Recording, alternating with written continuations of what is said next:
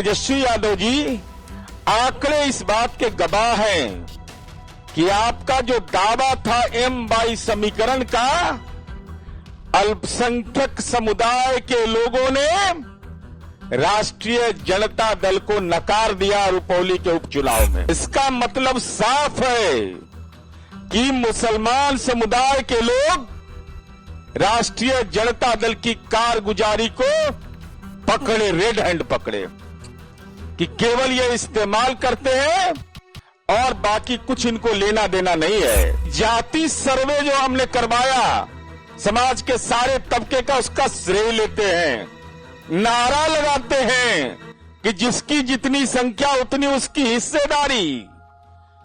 तो हम तो 16 में 4 सीट दिए और आप 23 में 2। आपको तो मौका मिलता है तो विधानसभा में हम ही रहेंगे, विधान परिषद में माताश्री दस्तखत करे के पावर पिताजी का, प्राइवेट लिमिटेड कंपनी चलाओ पूरा। और मेरा आरोप है सीधा कि जानबूझ करके बीमा भारती को आपने अपमानित किया, यही आपकी मंशा साफ थी।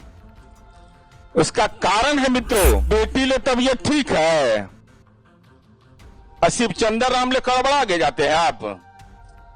मैंने छपरा और हाजीपुर में कौन नजदीक है, क्यों नहीं गए? कुशवाहा समुदाय का जहां उम्मीदवार था वहां क्यों नहीं गए? आज रुपौली में हम चुनाव हार गए, इसको हम सार्वजनिक रूप से स्वीकार करते हैं। कहीं कोई इसमें शक शुबा नहीं है। हमारी रणनीति की क्या चूक रही, पार्टी और एनडीए इसकी समीक्षा कर रहा है। लेकिन हम सवाल आज के घेरे में माननीय तेजस्वी यादव जी हैं। माननीय तेजस्वी यादव जी, आंकड़े इस बात के गवाह हैं कि आपका जो दावा था M22 समीकरण का, अल्पसंख्यक समुदाय के लोगों ने राष्ट्रीय जनता दल को नकार दिया रुपौली के उपचुनाव में। यह सवाल महत्वपूर्ण है कि आप चलिए, चाहे पटराहा हो, बुरकुंडा हो, शहीदगंज लतामबाड़ी हो, भगड़ा हो, जाबे हो, छप्पन हो, भंडसार हो, ये विभिन्न गांव हैं जिसका हम अद्यतन सूची आपको प्रेषित करेंगे। इसमें अल्पसंख्यक मतदाताओं ने राष्ट्रीय जनता दल के नेतृत्व पर भरोसा नहीं किया।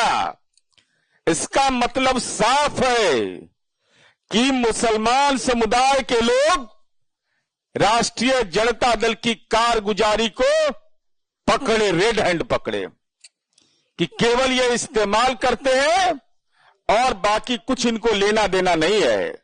इसीलिए वोट का जो परसेंटेज आप देखिएगा तो बहुत ही लो स्टैंडर्ड पर इनको वोट मिला है। ये महत्वपूर्ण पक्ष है। दूसरा हम जानना चाहते हैं माननीय तेजस्वी यादव जी आपसे, हम तो 16 सीट लड़े लोकसभा चुनाव में और हमने 4 सीट पर अति पिछड़ा समुदाय को लड़ाया। लेकिन राष्ट्रीय जनता दल ये बताए, माननीय तेजस्वी यादव आप बोलते हैं कि जाति सर्वे जो हमने करवाया समाज के सारे तबके का, उसका श्रेय लेते हैं, नारा लगाते हैं कि जिसकी जितनी संख्या उतनी उसकी हिस्सेदारी।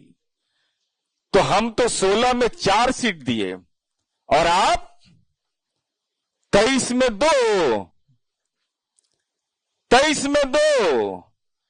आपके परिवार का भी 2 सदस्य चुनाव लड़ेगा और अति पिछड़ा समुदाय का भी 2 सदस्य चुनाव लड़ेगा। यह कहां का न्याय है तेजस्वी यादव? किसके लिए नारेबाजी करते हैं? और अति पिछड़ा समुदाय को राजनीतिक रूप से जलील करना, यह तो आपकी कार्यनीति का एक अंग है। आपके परिवार का 2 आदमी चुनाव लड़ेगा, एक परिवार का और एक अति पिछड़ा समुदाय जिसकी इतनी बड़ी आबादी है, उसको राजनीतिक हिस्सेदारी देते हैं आप 2। और उसमें भी हालात आपने क्या कर दिया? बीमा भारती जो राष्ट्रीय जनता दल का लोकसभा में उम्मीदवार थी, 27,220 वोट आया इसका। और 3 दिन आप प्रवास किए वहां, इसका मतलब तेजस्वी यादव आपको वोट स्थानांतरित कराने की क्षमता आप में नहीं है। आप आभाहीन हो चुके हैं, आप प्रभावहीन हो चुके हैं, और इसकी पुष्टि विधानसभा उपचुनाव में भी हो गया। हम पर बोलते थे तबीयत कैसा है राजनीति में, कालिया तीसरे नंबर की पार्टी हो गए, तबीयत ठीक है ना?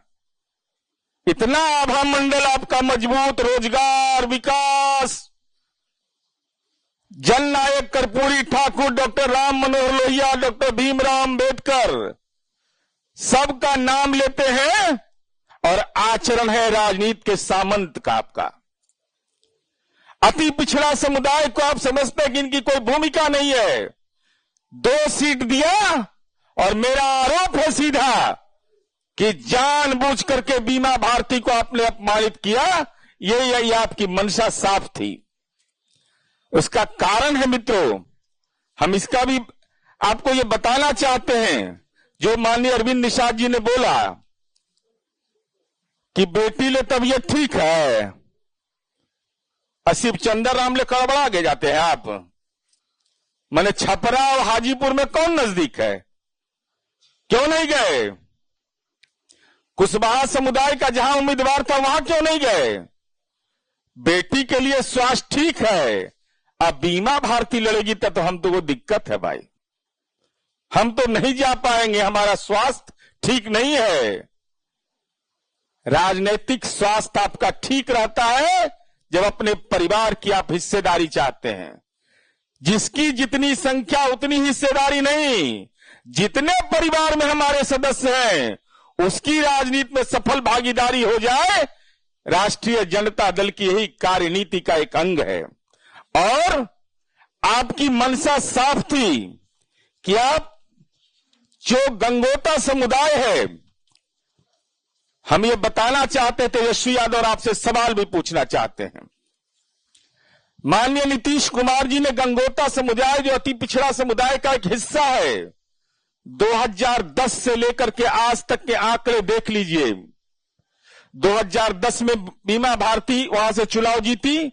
2010 में अजय कुमार मंडल जदयू के उम्मीदवार थे, विधानसभा चुनाव जीते, आज भागलपुर के माननीय सांसद हैं। फिर नाथनगर से वो जीते, गोपालपुर से गोपाल मंडल जीते, नाथनगर से लक्ष्मीकांत मंडल जीते, बीमा भारती फिर जीती, नरेंद्र कुमार नीरज गोपालपुर से जीते 20 में, भागलपुर से भूले मंडल जो हमारी पार्टी के भी 2014 में जीते। जब 2014 में हम अलग होकर के चुनाव लड़ रहे थे, वो राष्ट्रीय जनता दल के बैनर तले जीते। और भागलपुर से फिर अजय मंडल। तो गंगोता समुदाय की हिस्सेदारी आपने क्या दिया? मात्र एक बार, एक सीट पर, जिसकी इतनी बड़ी आबादी अंगिका क्षेत्र में है, भागलपुर के इलाके में। और माननीय नीतीश कुमार जी ने गंगोता समुदाय को कितनी बड़ी हिस्सेदारी दी, चाहे वह गोपाल मंडल हो, अजय मंडल हो, लक्ष्मीकांत मंडल हो या बीमा भारती हो, सबको माननीय नीतीश कुमार जी ने सम्मान देने का काम किया। लेकिन माननीय लालू प्रसाद जी राजनीतिक सामंत हैं। गंगोता समुदाय जो गरीब समुदाय के लोग हैं, जो मेहनती होते हैं, जो अपने उसूल के पक्के होते हैं, उनको, उनकी राजनीतिक भूमिका को आपने नकारने का काम किया है। इसलिए आपने जानबूझ करके राजनीतिक अपमान किया गंगोता समुदाय का। ये इस लोकसभा चुनाव और विधानसभा चुनाव का परिणाम जो आया उससे स्पष्ट होता है। तीसरा सवाल है, किसको किसको धोखा दीजिएगा? अति पिछड़ा को धोखा दिया तो उससे मन नहीं भरा, तो गंगोता समुदाय को धोखा दिया उससे नहीं मन भरा, तो आपने अपनी सहयोगी पार्टी को ही धोखा दे दिया। सहयोगी पार्टी इनकी भारतीय कम्युनिस्ट पार्टी है, और भारतीय कम्युनिस्ट पार्टी के उम्मीदवार को 2020 के विधानसभा चुनाव में, अगर अंकगणित समझ में नहीं आता है तो राजद के नेताओं को भेज दीजिएगा, 41,963 वोट मिले। और सीपीआई के दावे को आपने दरकिनार कर करके राजनीति के सामंत बनकर करके सहयोगी पार्टी की भूमिका को नकार करके आपने जिनको लड़ाया उनको आया 30,619। तो दावा किसका था सही? सीपीआई का दावा बनता था। अब वामपंथी पार्टियों में आत्मसम्मान है कि नहीं मैं नहीं जानता। अगर आत्मसम्मान है तो यह सवाल पूछ तेजस्वी यादव के खाते में हम डाल रहे हैं कि आप इस बात को स्पष्ट करिए कि आखिर गुनाह क्या है अति पिछड़ा समुदाय का। और हमने तो अभी लोकसभा में संसदीय दल का नेता बनाया, केंद्रीय राज्य मंत्री बनाया, लेकिन आपको तो मौका मिलता है तो विधानसभा में हम ही रहेंगे, विधान परिषद में माताश्री दस्तखत करे के पावर पिताजी का, प्राइवेट लिमिटेड कंपनी चलाओ पूरा। तो ये रुपौली उपचुनाव का परिणाम कि हमारी पार्टी और एनडीए तो समीक्षा करेगा, लेकिन हमारा ये आरोप है तेजस्वी यादव पर कि आपके परिवार के लोग जो पार्टी चलाते हैं राष्ट्रीय जनता दल, गंगोता समुदाय का राजनैतिक अपमान करना आपकी कार्य संस्कृति का अंग है, जिसका शिकार बीमा भारती हुई। दूसरा आरोप हमारा यह है कि आप कहते हैं कि जिसकी जितनी संख्या उतनी उसकी भागीदारी, ये भ्रमजाल है। आपका नारा यह है कि परिवार के जितने सदस्य हैं उतनी भागीदारी हम लेंगे, बाकी अति पिछड़ा जाए, दलित जाए, जहां जिसको जाना है, हम परिवार के सदस्य 2 सीट लेंगे और अति पिछड़ा को भी 2 सीट देंगे। माने राजनीति के सामंत हैं, जमीन से नहीं पेट भरा तब सीट से पेट भर रहे हैं। जमीन मालूम है ना कितना है पटना में? 43 बीघा 12 कट्ठा 16 दूर। साधारण आप लोग के पास, किसी के पास, हम लोग के पास नहीं है।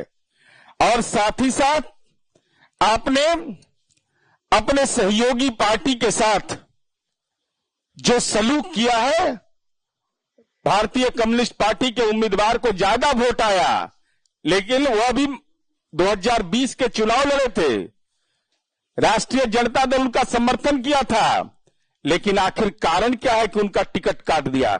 बेचारा गरीब आदमी है तो टिकट नहीं लेने दीजिएगा उसको। गरीब आदमी है तो उसके पास उसको वजूद नहीं है लड़ने का।